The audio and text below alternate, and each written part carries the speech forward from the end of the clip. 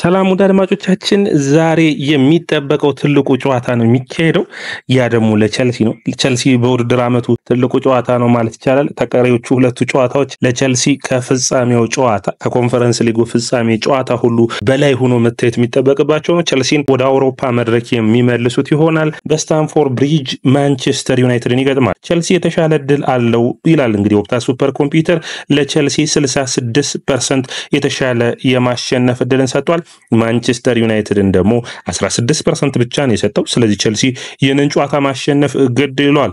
ባለፉት የፕሪሚየር ሊግ ጨዋታዎች ብዙ አቻ ያጋጠመው ቸልሲና ማንቸስተር ዩናይትድ ሲገናኙ ነው። 27 ጊዜ አቻ ወጥተዋል። ፓልመር ማንቸስተር ዩናይትድ ላይ 4 ጎሎችን አስቆጥሯል። እንግዲህ ከቶፕ 6 ቡድኖች ከሚባሉ ፓልመር ብዙ ጎል ያስቆጠረው ማንቸስተር ዩናይትድ ላይ ነው። የባለፈው አመት የ4-3 ጨዋታ የሚረሳ አይደለም ሃትሪክ የሰራበት። እንግዲህ ይህ ጨዋታ ለሁለቱም ቡድኖች በጣም አስፈላጊ ነው። ማንቸስተር ዩናይትድ ሮብ ከሚያደርገው የፍጻሜ ጨዋታ በፊት የሚደረግ ነው። ነገር ግን ብዙ ተጫዋቾቹን ያሳርፋል ተብሎ ይጠበቃል። ለቸልሲ ግን የሞትና የሽረት ያክል ይህ ጨዋታ አስፈላጊ ነው። በተለይ የባለፈውን ሳምንት ሽንፈትን የሚክሱበት ጨዋታ ይሆናል ተብሎ ይጠበቃል። በአጠቃላይ እንደ ቡድን ቸልሲ አርብ የሚያደርጋቸውን ጨዋታዎች ትንሽ እንግዲህ ብዙውን ጊዜ ማንቸስተር ዩናይትድን አግኝቶ አያውቁም። ሁለት ጊዜ ብቻ ነው ተገናኝተው የሚያውቁት። ከ23 ዓመት በፊት በአርብ ምሽት በተደረገ ጨዋታ 2-2 አቻ የወጡበት የሚታወስ ነው።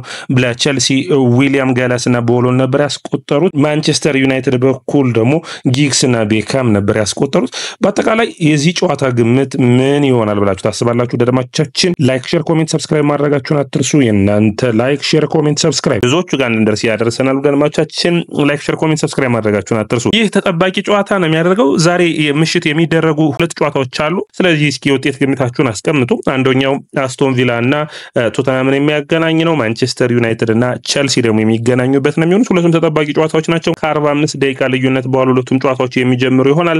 3:15 እና 4:15 ናቸው ጨዋታዎች በኢትዮጵያን አቆጣጠር።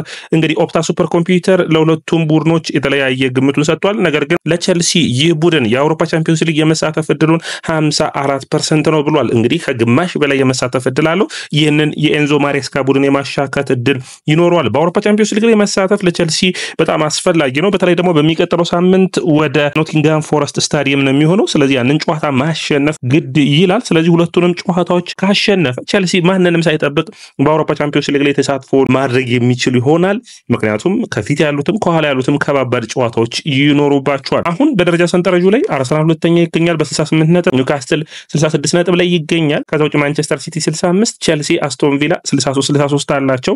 ኖቲንግሃም ፎረስት ደግሞ 62 ነጥብ ይዞ ይገኛል። ስለዚህ ከነዚህ ጨዋታዎች ውስጥ በምታዩበት ጊዜ ቸልሲ ሁለቱን ጨዋታ ካሸነፈ 69 ነጥብ ላይ ይደርሳል። ማንቸስተር ሲቲ፣ ኒውካስትል ነጥብ መጣላቸው የማይቀር ይሆናል ተብሎ ይታሰባል። ስለዚህ የተሻለ ቦታን ይዞ የመጨረስ እድል ይኖረዋል። ባይጥሉ እንኳን ራሱን በራሱ ቻምፒዮንስ ሊግ ተሳትፎን የሚያገኝ ይሆናል። አስቶን ቪላ በቀጣይ ያሉበት አንደኛው የሚሆነው ቶተንሃም ነው። በቀጣይ ሳምንት ደግሞ ማንቸስተር ዩናይትድን ይገጥማል። ኖቲንግሃም ፎረስት የሚገጥማቸው ሁለቱ ቡድኖች አንደኛው ዌስትሃምን ነው የሚሆነው። በቀጣይ ሳምንት ደግሞ ቸልሲን የሚገጥም ይሆናል። ስለዚህ ቸልሲና ኖቲንግሃም ፎረስት የሚያደርጉት ጨዋታ የፍጻሜ እንግዲህ ለቻምፒዮንስ ሊጉ ተሳትፎ የሚወስነው ስለሚሆን ይህንን ጨዋታ ማሸነፍ እና ለዛ ጨዋታ በሙሉ ኮንፊደንስ ላይ በሙሉ ኃላፊነት ላይ መገኘት ለቸልሲ ግድ ይለዋል። እንግዲህ ማንቸስተር ዩናይትድ አንድ አይናቸውን የዩሮፓ ሊግ ፍጻሜ ላይ አድርገው አንድ አይናቸውን ደግሞ በፕሪሚየር ሊጉ ላይ የዚህ ጨዋታ ላይ አድርገው ነው የሚጀምሩት። በሚገርም ሁኔታ ማንቸስተር ዩናይትድ እና ቶተንሃም በደረጃ ሰንጠረዡ ላይ 16ኛ እና 17ኛ ቢገኙ በዩሮፓ ሊግ ላይ መሳተፍ እና ያንን አሸንፈው በአውሮፓ ቻምፒዮንስ ሊግ ላይ ለመሳተፍ የሚያደርጉት ጠንካራ ፉክክር ይጠበቃል። በቢልባኦ ሳን ማሜስ ስታዲየም ነው የሚደረገው ጨዋታ። ለዛ ጨዋታ ድል ሲባል ብዙዎቹ እንግዲህ የማንቸስተር ዩናይትድ ተጫዋቾች ተቀያሪ ላይ ልናገኛቸው የምንችል ይሆናል። በተለይ ወሳኝ ተጫዋቾቹን ሩበን አሞሪም አሳርፎ የሚጀምር ይሆናል ተብሎ ይታሰባል። ዩናይትድ ባለፉት ሳምንት እንግዲህ በዌስትሃም 2-0 ያደረገው ሽንፈት በጣም ከብዙዎቹ ተቃውሞ ደርሶበታል። ይህንን ተከትሎ በዚህ ጨዋታ ላይ ማሸነፍና እንዲሁም ደግሞ ሩበን አሞሪም እንደሚሉት የኛ በዩሮፓ ሊግን ማሸነፍ እንኳን ሌላ ከባድ ፈተና ውስጥ የሚከተን ይሆናል በማለት አስተያየታቸውን ይሰጣሉ።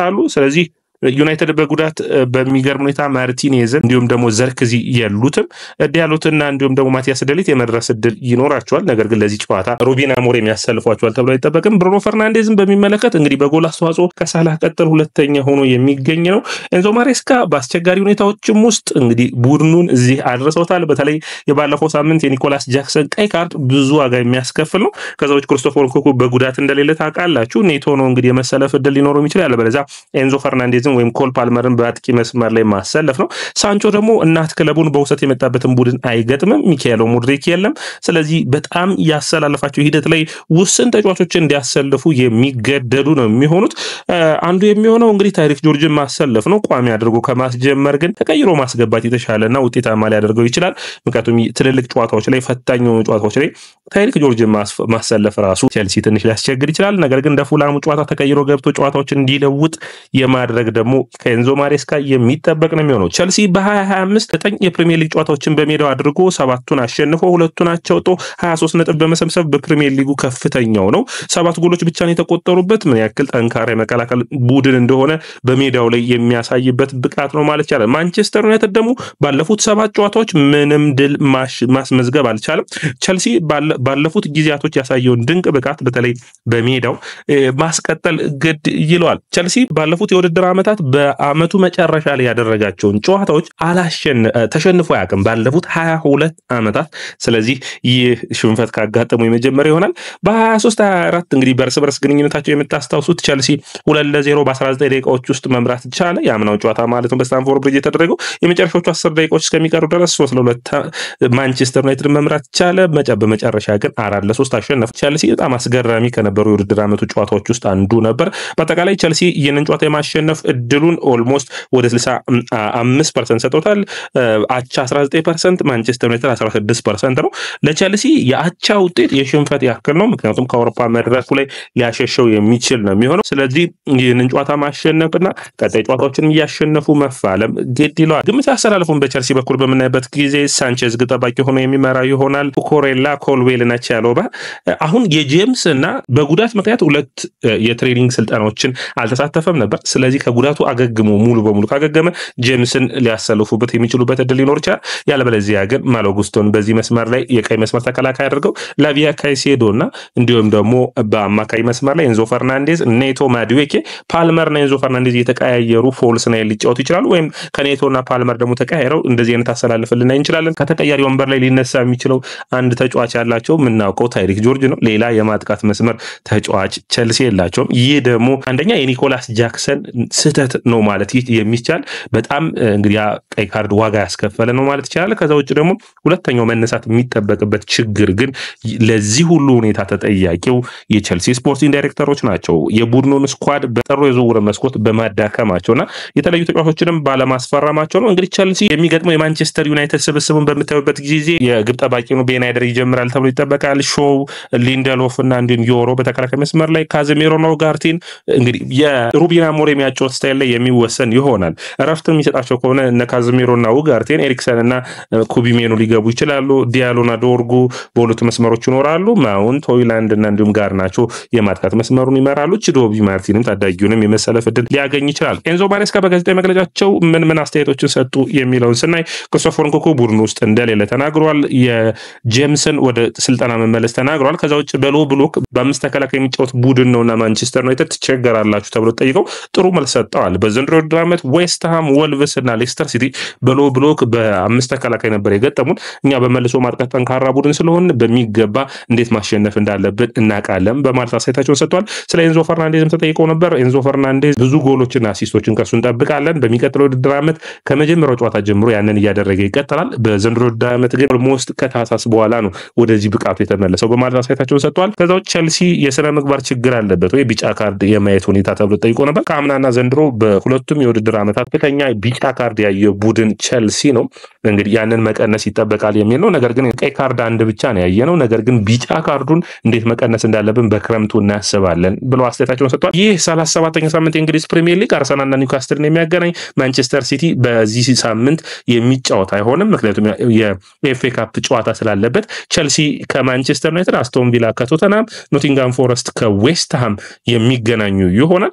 ይህ ማለት እንግዲህ ማንቸስተር ሲቲ በሳምንቱ አጋማሽ ወደ በርንማውዝ የሚያቀና ይሆናል። ከዛ በኋላ ፉላም እንደሚገጥም በማንቸስተር ሲቲ ሁለት አንዱ ጨዋታ የሚጥል ይመስለኛል በኔ እይታ።